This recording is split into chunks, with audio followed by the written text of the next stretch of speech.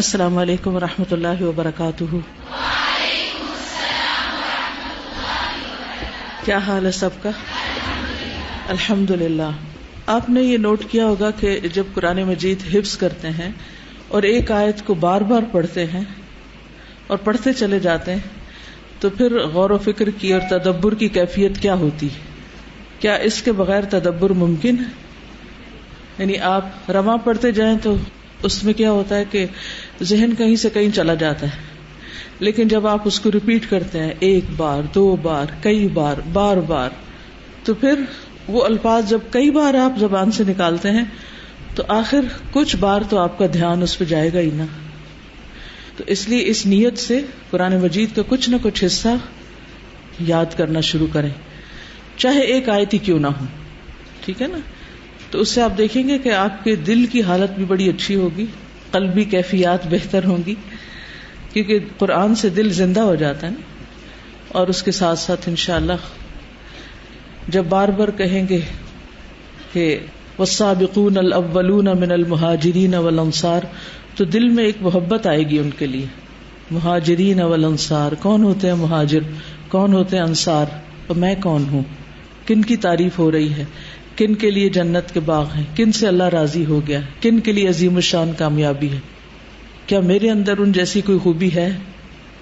تو اس سے انسان کو اپنے اعمال کا بھی جائزہ لینے کا موقع ملتا ہے، اور جو کچھ انسان پڑھ رہا ہوتا ہے وہ اس کو ایک آئینہ دکھا رہا ہوتا ہے کہ اس میں اپنے آپ کو دیکھو، تم کہاں کھڑے ہو، ٹھیک ہے؟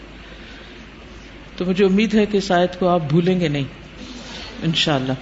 نحمده ونصلي على رسوله الكريم، اما بعد فاعوذ بالله من الشيطان الرجيم، بسم الله الرحمن الرحيم، رب اشرح لي صدري ويسر لي امري واحلل عقدة من لساني۔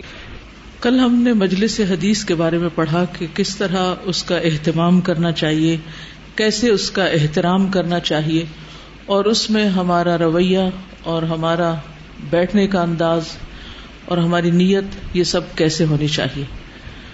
تو سب سے پہلی چیز کہ حدیث کیوں پڑھی جائے، حدیث پڑھنے کی ضرورت کیا ہے،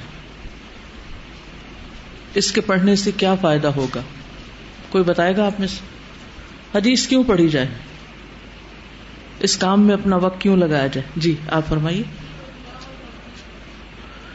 اطیعوا اللہ و اطیعوا الرسول، اللہ کی اطاعت کرو اور رسول کی اطاعت کرو۔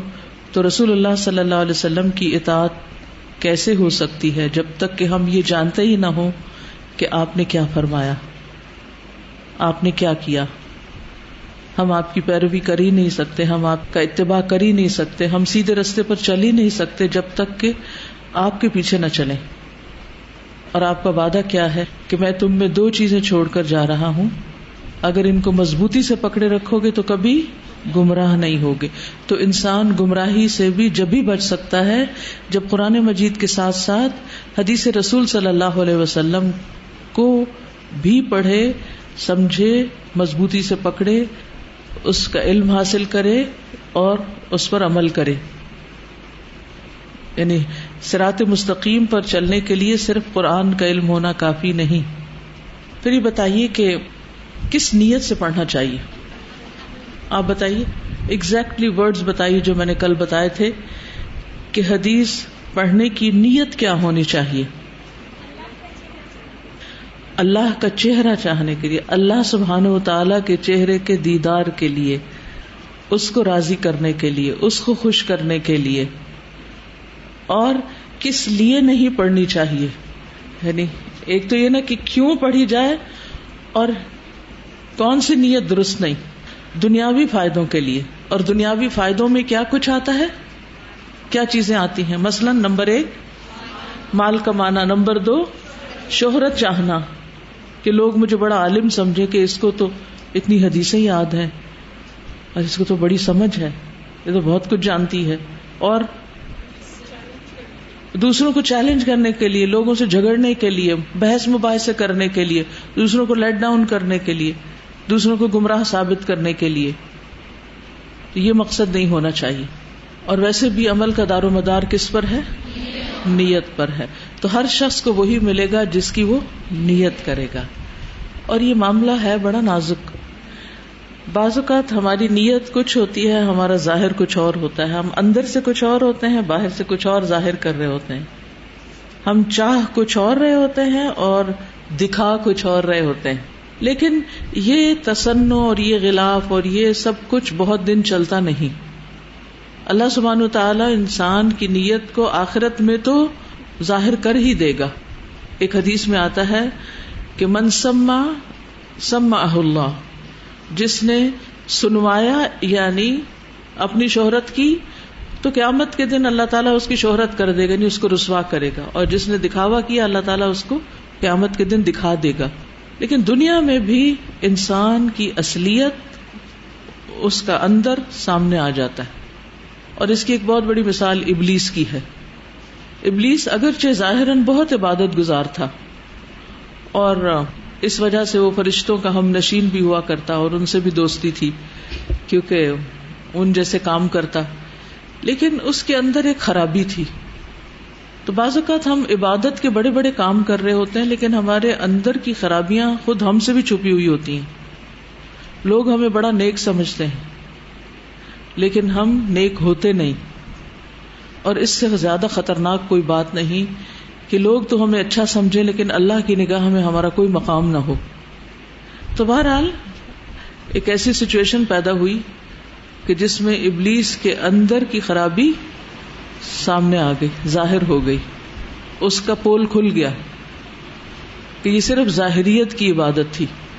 اسی طرح ہمارے اندر بھی بعض اوقات ایسی کمزوریاں ہوتی ہیں جو دبی رہتی ہیں، جن کی اصلاح کی ہمیں فکر نہیں ہوتی. تو یہ اللہ سبحانہ تعالیٰ کی رحمت ہوتی ہے کہ بعض اوقات ہم نہ چاہتے ہوئے بھی، یعنی کہ کوئی نہیں کہ انٹینشنلی، ان انٹینشنلی بعض اوقات ایسے کام کر جاتے ہیں، روا روی میں ایسی باتیں کر جاتے ہیں کہ جس سے ہمارے اندر کی جو اصل نیت یا اصل مقصد ہوتا ہے وہ زبان پہ آ جاتا ہے اور وہ کھل جاتی ہے بات، وہ ہم چھپا نہیں سکتے. بعض لوگ دین کی طرف آتے ہیں کسی مجبوری سے، کسی خاص مقصد سے، کسی خاص نیت اور ارادے سے. یعنی بظاہر وہ یوں لگتا ہے جیسے اللہ کی خاطر آئے لیکن اللہ کی خاطر نہیں ہوتا، وہ کوئی اور چیز بیک آف مائنڈ ہوتی.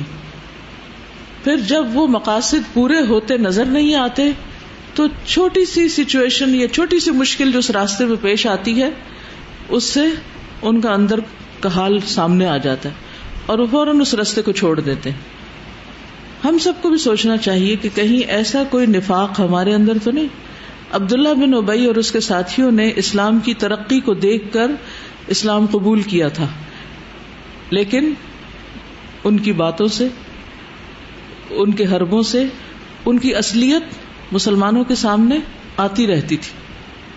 اور جہاں کہیں چھوٹی سی بھی مشکل پیش آتی تو ان کا اصل سامنے آ جاتا، ان کی زبانیں وہ اگل دیتی جو دراصل ان کے دل میں ہوتا تھا. بظاہر وہ نمازیں بھی پڑھ رہے تھے، بظاہر وہ اپنے آپ کو مسلمان بھی کہتے تھے، مسلمانوں کے بیچ میں رہتے، سب کچھ کرتے تھے، لیکن ان کا نفاق کھل جاتا تھا. اس لیے انسان کو اپنے ظاہر سے زیادہ اپنے اندر کی فکر کرنی چاہیے، کیونکہ اندر تو باہر آ کر رہے گا، جو پھر رسوائی کا باعث بنتا ہے، شرمندگی کا باعث بھی بنتا ہے، دنیا میں بھی انسان کے لیے ذلت کا باعث بنتا ہے.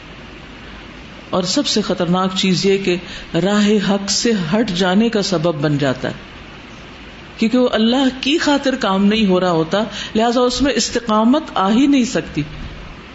انسان بہت جلد گھبرا کے وہ چھوڑ دیتا ہے، کیونکہ جو شخص اللہ کی خاطر کچھ کر رہا ہوتا ہے اسے مشکل بھی آتی ہے تو وہ برداشت کرتا چلا جاتا ہے کہ کوئی نہیں، اللہ کی خاطر ہے، اللہ تعالیٰ خود ہی اس میں آسانی پیدا فرما دے گا. اور یقیناً اللہ سبحانہ وتعالیٰ آسانی پیدا بھی فرما دیتا ہے.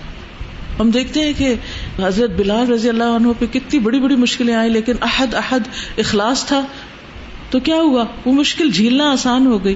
حضرت سمیہ پہ کیسی مشکلات آئیں لیکن لغزش نہیں آئی ان کے پاؤں میں. اسی طرح اور صحابہ بھی، کیونکہ وہ خالص تھے، وہ سچی نیت کے ساتھ اس راستے پر آئے تھے. تو ہم سب کو بھی اس کا جائزہ لینا چاہیے.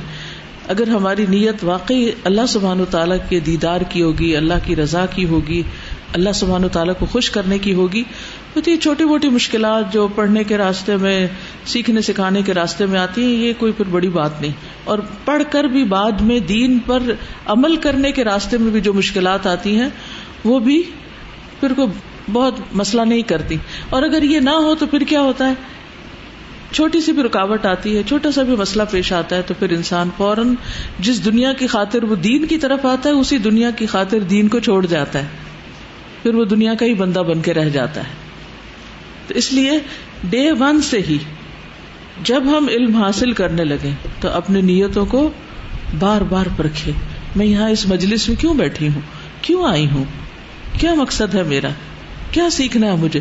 اور جب نیت درست ہوگی تو ہماری ساری توجہ کس پہ ہوگی, پھر سننے پہ, سیکھنے پہ, سمجھنے پہ, پڑھنے پہ, کہ اچھا کہیں کوئی چیز مس نہ ہو جائے, کہیں کوئی ایسی چیز نہ ہو جو مجھے سمجھ نہ آئے. پھر انسان اس مجلس میں بیٹھ کر کوئی اور کام نہیں کرے گا, پھر وہ صرف انہی باتوں کو سنے گا جو اللہ کے رسول صلی اللہ علیہ وسلم نے فرمائی یا آپ نے کی. پھر اس کے آداب میں سے کیا ہے کہ انسان طہارت کا اہتمام کرے جتنا بھی حد الوسع ممکن ہو. قرآن مجید کے لیے تو طہارت کا اہتمام کرنا ہمیں معلوم ہی ہے, لیکن خاص طور پر حدیث کے لیے یا اس دینی علم کے لیے یہ بہت افضل بات ہے. فرض کے درجے میں نہیں, لیکن اس سے آپ کی کنسنٹریشن پر فرق پڑے گا, آپ کے سیکھنے کے عمل پر فرق پڑے گا. پھر مجلس میں کہاں بیٹھنا چاہیے, آگے بیٹھنے کی حرص رکھنی چاہیے, آگے بیٹھنے کی کوشش کرنی چاہیے, سبقت کرنی چاہیے, ٹائم پر کلاس میں جانا چاہیے. لیکن اس آگے بیٹھنے میں دوسروں کو دھکا نہیں دینا, یا کسی کو تکلیف یا اذیت نہیں دینی, یا کسی کو پھلانگنا نہیں, یا کسی اور کا حق نہیں مارنا. ابھی ریسنٹلی آپ نے سنا ہوگا کہ اولمپکس میں ایک کھلاڑی دوڑ رہا تھا اور اس کے پیچھے ایک اور آ رہا تھا, اور صرف چند سیکنڈ کا وقفہ رہ گیا تھا, تو جو آگے تھا اس نے سمجھا کہ بس ختم ہو گئی اب ریس, تو اتنے میں قریب تھا کہ جو پیچھے والا تھا اس سے آگے نکل جائے, لیکن وہ اس کو دیکھ کر کے نہیں, سارا راستہ یہ آگے رہا, وہ رک گیا تاکہ وہ آگے نکل سکے. اور مجھے ایگزیکٹلی نام یاد نہیں, لیکن یہ ابھی میں نے اس کے بارے میں سنا تھا. تو میں یہ سوچ رہی تھی کہ یہی تو اسپورٹس مین اسپرٹ ہوتی ہے کہ جس میں انسان دوسروں کے لیے وہ چاہتا ہے جو اپنے لیے چاہتا ہے, کہ واقعی ہم دوسروں کے لیے بھی وہ چاہتے ہیں. اور اس چاہت میں صرف یہ نہیں کہ دوسروں کی جگہ نہ ہم لیں, یا دوسروں کی جگہ پر ہم خود اپنا کچھ رکھ کے بیٹھ جائیں چاہے ہم حاضر نہ بھی ہوں. اس میں یہ بھی آتا ہے کہ جو پیچھے پیچھے رہتے ہیں, سلیک کرتے ہیں, ان کو موٹیویٹ کیا جائے کہ تم بھی آگے تو بیٹھ کر دیکھو کتنا فرق پڑتا ہے. اور اس کے لیے نیت تو کی جائے کہ آج میں کل سے بھی جلدی پہنچوں, اور پھر پہنچتے ہی سیٹلنگ میں اتنا وقت ضائع نہ کیا جائے کہ کچھ آیات یا احادیث جو ہیں وہ آدھی پڑھی جا چکی ہوں یا حفظ ہو چکی, تو ٹائملی آئیں. ٹھیک ہے, کیونکہ وہ حدیث آپ کو بخاری کی جو کل میں نے سنائی تھی کہ 3 لوگ مجلس میں آئے. کس کی مجلس تھی وہ؟ نبی صلی اللہ علیہ وسلم کی. ایک آگے آ گیا, ایک پیچھے بیٹھ گیا, ایک چلا گیا. تو کیا تینوں کے ساتھ اللہ سبحانہ وتعالیٰ نے ایک ہی معاملہ کیا؟ فرق کیا نا. وقت تو ایک ہی ہے, لیکن یہاں بیٹھنے والے ہر شخص کا اجر فرق ہے, اور وہ اس کی نیت کے مطابق اور اس کی کوشش کے مطابق. پھر اسی طرح کس چیز سے بچنا چاہیے, کہاں نہیں بیٹھنا چاہیے؟ راستے میں نہیں بیٹھنا چاہیے.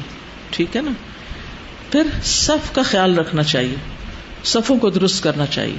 قرآن مجید میں آپ پڑھیں گے کہ ملائکہ جو ہیں ان کی خاص خوبی یہ ہے کہ وہ صفیں بناتے ہیں, ڈسپلن کے ساتھ ہوتے ہیں. اور اس کی ہمیں ٹریننگ کہاں دی جاتی ہے؟ نماز با جماعت میں. جو شخص صف کو ملاتا ہے اللہ اسے جوڑتا ہے, اور جو صف کو توڑتا ہے اللہ اسے توڑ دیتا ہے. پھر یہ ہے کہ ادب اور وقار کے ساتھ بیٹھنا چاہیے. اس کے لیے ہمیں رہنمائی فراہم کرتی ہے حدیث جبریل. کس کس نے حدیث جبریل پڑھ رکھی ہے؟ ماشاءاللہ کافی لوگوں کو معلوم ہے حدیث جبریل. جب جبریل علیہ السلام ایک انسان کی شکل میں صحابہ کرام کے درمیان میں آ کر بیٹھے تھے نبی صلی اللہ علیہ وسلم کے سامنے, 2 زانوں ہو کر, کہ آپ سے دین کی کچھ باتیں سیکھیں, کچھ پوچھیں. حضرت عمر کہتے ہیں کہ ایک دن ہم رسول اللہ صلی اللہ علیہ وسلم کے پاس بیٹھے تھے کہ اچانک ایک آدمی آ گیا. وہ انتہائی خوبصورت اور خوشبو میں بسا ہوا تھا. تو علم کی مجلس میں کیسے جانا چاہیے؟ صاف ستھرے ہو کر, نہا دھو کر, اور پھر خاص طور پر اپنی جسمانی صفائی کا خیال رکھنا چاہیے, کیونکہ ویسے بھی گرمیوں کے دن ہیں اور پسینے کی وجہ سے دوسروں کو اذیت پہنچتی. جس کے کپڑے انتہائی سفید تھے تو سفید یونیفارم پہ خوش ہوا کریں کہ اس کے کپڑوں کو ہلکا سا میل کچیل بھی نہیں لگا ہوا تھا, یہ سنن الکبریٰ للبیہقی کی روایت ہے، صحیح مسلم کی بھی ہے، لیکن میں اس وقت ذرا ڈفرنٹ ورژن آپ کو دے رہی ہوں کیونکہ کچھ آپ نے پہلے بھی سنا ہوا. بال نہایت کالے تھے، اس پر سفر کے کوئی آثار دکھائی نہ دیتے تھے، اور ہم میں سے کوئی اسے پہچانتا بھی نہ تھا، نہ تو کوئی لوکل شخص ہے اور معلوم نہیں کہاں سے آیا، پتہ ہی نہیں چل رہا تھا، کیونکہ اگر سفر سے آتا تو وہ اس کے کپڑوں پہ گرد و غبار ہوتا. وہ آیا حتیٰ کہ نیچے بچھی ہوئی چٹائی کے کنارے کے پاس آ کر اس نے سلام کہا اور کہا اے محمد السلام علیکم. آپ نے اسے جواب دیا. اس نے کہا اے محمد میں قریب آ سکتا ہوں، آگے آ سکتا ہوں؟ آپ نے فرمایا قریب آ جاؤ. اب چٹائی کے کنارے پر آ کر سلام کیا. چٹائی کے کنارے سے مراد یہ کہ بالکل انٹر ہوتے ہی یعنی بالکل آخر میں. پھر تھوڑا آگے آیا، پھر آگے آیا اور کہتا رہا اور قریب آ جاؤں. آپ فرماتے رہے قریب آ جاؤ، اور آ کر وہ رسول اللہ صلی اللہ علیہ وسلم کے سامنے اس طرح بیٹھ گیا جس طرح ہم میں سے کوئی نماز کے لیے بیٹھتا ہے، جیسے اتحیات کی پوزیشن ہوتی. اس نے اپنے گھٹنے آپ کے گھٹنوں کے ساتھ ملا لیے اتنے قریب، اور اپنی ہتھیلیاں بھی آپ کی رانوں پر رکھ دی، یعنی جھک گئے اور اپنے ہاتھ آپ کے گھٹنوں پر یا تھوڑے سے گھٹنوں سے اوپر رکھ دیے، اور کہنے لگے اے محمد مجھے اسلام کے متعلق بتائیے. رسول اللہ صلی اللہ علیہ وسلم نے فرمایا اسلام یہ ہے کہ تم گواہی دو کہ ایک اللہ کے سوا کوئی معبود نہیں اور محمد اللہ کے رسول ہیں، نماز قائم کرو، زکوٰۃ دو، رمضان کے روزے رکھو اور بیت اللہ کا حج کرو اگر اس تک پہنچنے کی استطاعت ہو. اور پھر اس کے بعد ایمان کے بارے میں سوال، اور پھر آخرت کے بارے میں اور چند باتیں کی. احسان کے بارے میں، یس احسان کے بارے میں اس نے سوال کیا. بہرحال اس کے بعد وہ چلے گئے. تو آپ نے صحابہ سے پوچھا کہ تم جانتے کہ کون تھا؟ تو لوگوں نے لا علمی کا اظہار کیا کہ اللہ اور اس کا رسول ہی بہتر جانتے. آپ نے فرمایا کہ یہ جبریل تھے، تمہیں تمہارا دین سکھانے آئے تھے. یعنی نہ صرف یہ کہ اسلام، ایمان اور احسان کے بارے میں اور آخرت کی نشانیوں کے بارے میں تم سیکھو، بلکہ یہ بھی دیکھو کہ علم حاصل کیسے کیا جاتا ہے، طالب علم کیسا ہوتا ہے، اس کا حال حلیہ کیسے ہوتا ہے، وہ آ کر اجازت لیتا ہے، وہ سلام کرتا ہے، وہ ادب سے بیٹھتا ہے، اور پھر اچھے سوال کرتا ہے، اور جب جواب دیا جاتا ہے تو سنتا ہے، یہ نہیں کہ خود سے خود جواب دینے لگتا ہے. ادب اور احترام میں یہ ہے کہ جیسے خاص طور پر اگر قرآن مجید کی آیات پڑھی جا رہی ہوں تو کنسنٹریشن صرف انسان کے اندر ہی نہ ہو، باہر بھی نظر آئے. کیا آپ کو معلوم ہے کہ نبی صلی اللہ علیہ وسلم پر جب وحی نازل ہوتی تھی تو آپ کس طرح بیٹھتے تھے؟ نزول وحی کے وقت آپ کے بیٹھنے کا انداز کیا ہوتا تھا؟ یعنی آپ قرآن اخذ کر رہے ہوتے تھے، جبریل سے سن رہے ہوتے تھے، لے رہے ہوتے تھے. ایک تو یہ کہ آپ پر بوجھ پڑ جاتا تھا، دوسرے یہ عبادہ بن صامت کہتے ہیں کہ نبی صلی اللہ علیہ وسلم پر جب وحی نازل ہوتی تو آپ اپنا سر مبارک جھکا لیتے تھے، اور آپ کے صحابہ بھی اپنے سروں کو جھکا لیتے تھے. یعنی جب آپ سر جھکاتے تو صحابہ بھی جھکا لیتے، اور جب وحی ختم ہوتی تو آپ اپنا سر اٹھا لیتے تھے. یعنی آپ کے جسم پر بھی خشوع طاری ہوتا تھا. تو جب ہم نماز میں کم از کم قرآن مجید پڑھیں یا گھر میں جیسے تلاوت کر رہے ہیں تو ہمارے جسم پر بھی کچھ خشوع طاری ہونا چاہیے. جب استاد پڑھا رہا ہو، آپ کو کوئی چیز حفظ کرائی جا رہی ہو تو اس وقت بھی ادھر ادھر دیکھنا نہیں، آپ اپنے مصحف پر دیکھیں، ہاتھ میں قلم ہو، توجہ سے دیکھیں اور ایک مناسب باادب انداز میں بیٹھیں. اس سے قرآن زیادہ جلدی آپ کے اندر آئے گا، اخذ ہوگا. اور پھر آپ دیکھیں کہ ساری مجلس کا یہی حال ہو جاتا تھا، کیونکہ مجلس میں جتنے لوگ ہوتے ہیں ان کے ایکشنز دوسروں پر بھی اثر انداز ہوتے ہیں. اگر ایک شخص سو رہا ہے، ادھر ادھر دیکھ رہا ہے لوگوں کو، تو اس سے کیا ہوگا؟ دوسرے شخص کی کنسنٹریشن پر بھی اثر پڑے گا. اسی طرح بعض محدثین کا حال یہ تھا کہ کسی مجلس میں جب وہ کوئی عام باتیں کر رہے ہوتے تھے تو ہنس مسکرا رہے ہوتے تھے، ایک دوسرے کی طرف دیکھ رہے ہوتے تھے، لیکن جو ہی کوئی حدیث پڑھتا تو ان کی جسمانی کیفیت بدل جاتی تھی. یعنی حدیث کا سننا عام باتوں کے کرنے کی طرح نہ ہوتا تھا. الجامع لاخلاق الراوی و آداب السامع، خطیب بغدادی کی کتاب ہے، 2 جلدوں میں، جس میں صرف آداب بتائے گئے ہیں سامع کے اور راوی کے. سامع جیسے اسٹوڈنٹ اور راوی جیسے استاد. یہ میری اوپر شاید لائبریری میں رکھی ہوئی بھی ہو.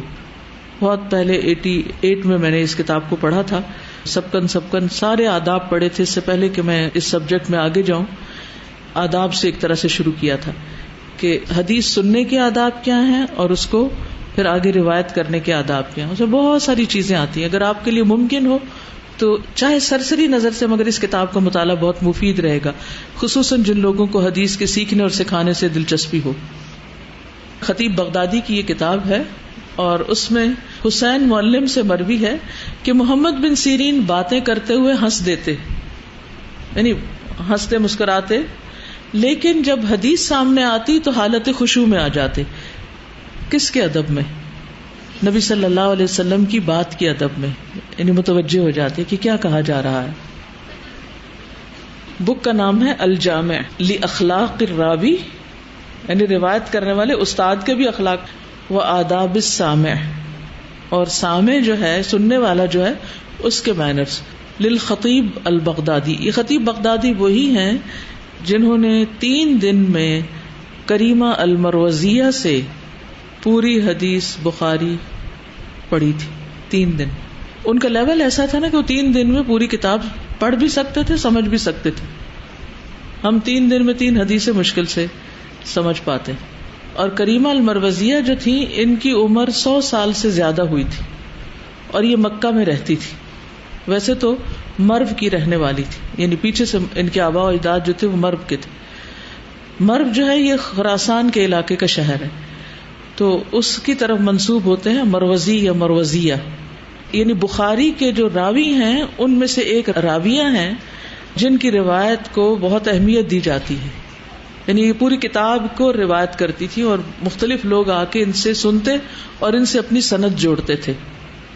تو یہ مجاورہ تھی. مجاورہ کا مطلب یہ کہ ان کا اور کوئی کام نہیں تھا, یہ حرم میں رہتی تھی اور وہاں عمرے کے لیے اور حج کے لیے آنے والے لوگ ان سے علم حاصل کرتے تھے. اور اس زمانے میں علم صرف استاد کے منہ سے نہیں سیکھا جاتا تھا بلکہ شاگرد بھی پڑھتے تھے اور پھر استاد ان کو کنفرم کرتا کہ ہاں, جیسے آپ قرآن مجید حفظ کرتے ہیں تو جو حصہ حفظ کیا ہوتا ہے استاد کو سناتے ہیں تو پھر وہ آپ کو کہتے ہیں ہاں ٹھیک ہے سبق آپ کا پکا, اب آگے چلتے ہیں.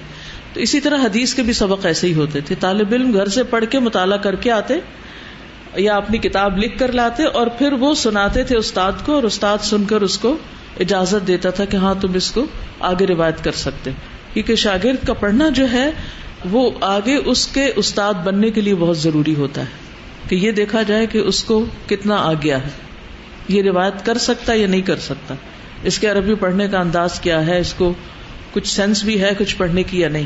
تو بہرحال ان سے سند لینے کے لیے ان کے پاس خطیب بغدادی جنہوں نے یہ کتاب لکھی ہے, چونکہ وقت کم ہوتا تھا ان لوگوں کے پاس, تو پھر آپ دیکھیے کہ اس میں صرف طالب علم کے صبر کی بات نہیں ہے, استاد کے صبر کی بھی ہے کہ وہ اتنی دیر بیٹھے اور سنیں. بعض اوقات یہ ہوتا ہے نا کہ ہمیں تھوڑا سا زیادہ کام کرنا پڑے, شاگردوں کے ساتھ زیادہ بیٹھنا پڑے تو ہم گھبرا اٹھتے کہ بہت دیر ہو گئی, بہت وقت لگ گیا ہے, مجھے اور آرام بھی کرنا ہے اور کام بھی کرنے.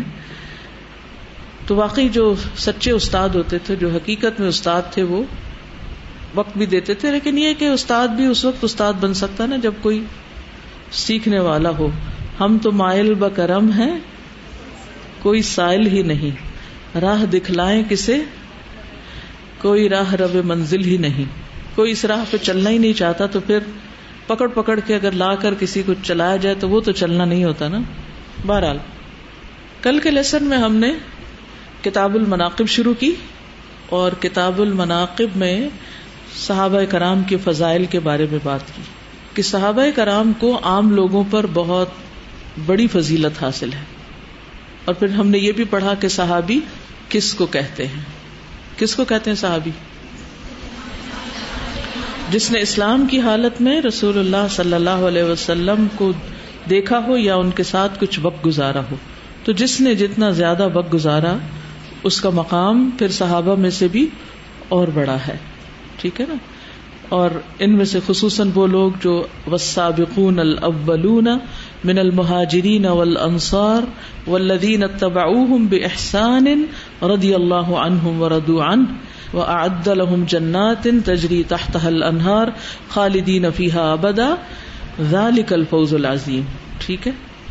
اور پھر سورۃ الفتح میں بھی آتا ہے محمد الرسول اللہ والذین معه اشداء علی الکفار رحماء بینہم تراہم رکعا سجدا یبتغون فضلا من اللہ ورضوانا الی آخر الآیہ. اس میں بھی صحابہ کرام کی تعریف بیان ہوئی ہے. تو جن کی تعریف اللہ سبحانہ وتعالیٰ کرے اور جن سے اللہ سبحانہ وتعالیٰ راضی ہو جائے پھر ان کا مقام اور درجہ کیا ہو سکتا ہے. اور پھر ان میں سے بھی جن لوگوں نے فتح مکہ سے پہلے اسلام قبول کیا، ہجرت کی، آپ کے ساتھ غزوات میں شرکت کی، ان کا درجہ بعد والوں سے افضل ہے، جیسے سورۃ الحشر میں آتا ہے. پھر اسی طرح یہ ہے کہ بہترین زمانہ کون سا زمانہ ہے؟ نبی صلی اللہ علیہ وسلم کا زمانہ، پھر اس سے متصل زمانہ، پھر اس کے بعد کا زمانہ، صحابہ، تابعین اور تبع تابعین کا زمانہ، یعنی آپ کی صدی اور پھر اس کے بعد 2 صدیاں. اور ہم کہتے ہیں نا عام طور پر اردو میں بھی کہتے ہیں قرون اولا کے مسلمان، تو اولا بس پڑھ دیتے ہیں قرون اولا، یہ نہیں پتا اولا مراد کیا ہے. تو یہی صدیاں مراد ہیں. حضرت عائشہ کہتی ہیں کہ ایک آدمی نے رسول اکرم صلی اللہ علیہ وسلم سے سوال کیا کہ بہترین لوگ کون ہیں؟ آپ نے جواب دیا کہ میرے زمانے کے لوگ، پھر دوسرے اور پھر تیسرے زمانے کے لوگ. اور پھر امام ابن تیمیہ نے منہاج السنہ میں ابن بطہ سے صحیح سند سے روایت کیا ہے کہ سیدنا عبداللہ بن عباس فرماتے ہیں لا تسبوا اصحاب محمد، محمد صلی اللہ علیہ وسلم کے ساتھیوں کو گالیاں نہ دو. فلا مقام احدہم ساعة یعنی مع رسول اللہ خیر من عمل احدکم 40 سنہ. اصحاب رسول صلی اللہ علیہ وسلم کو برا بھلا مت کہو، ان کی رسول اکرم صلی اللہ علیہ وسلم سے ایک گھڑی کی شرف صحبت جو ہے تمہارے 40 سال کے عمل سے بہتر ہے. اور دوسری روایت ہم نے کیا پڑھی تھی؟ خیر من عمل احدکم عمرہ، تم میں سے کسی ایک کے عمر بھر کے اعمال سے بہتر ہے. اور ایک اور روایت میں کیا آتا ہے کہ وہ عمر کتنی ہو، خواہ عمر نوح ہو، تو ان کے مقام کو کوئی نہیں پہنچ سکتا. اور پھر اس میں بھی آج آپ دیکھیں گے کہ جن لوگوں نے فتح مکہ سے پہلے اسلام قبول کیا اور جو بعد میں کیا، تو جو پہلے والے تھے ان کا ایک مد سونا خرچ کرنا بعد والوں کے احد پہاڑ برابر سونا خرچ کرنے سے بھی افضل ہے. تو اگر ان کے درمیان اتنا فرق ہے تو پھر ان کے اور باقی عام لوگوں کے درمیان کتنا بڑا فرق ہوگا. یعنی تم میں سے کوئی احد پہاڑ کے برابر سونا اللہ کی راہ میں خرچ کرے تو وہ صحابہ کرام کے 2 چلو یا 1 چلو بھر صدقے کے برابر نہیں ہو سکتا. یعنی ان کے تھوڑے تھوڑے عمل بھی بہت بڑے تھے. اسی طرح ہمیں صحابہ کے بارے میں یہ بات بھی یاد رکھنی چاہیے کہ صحابہ سب عدول ہیں، عادل ہیں.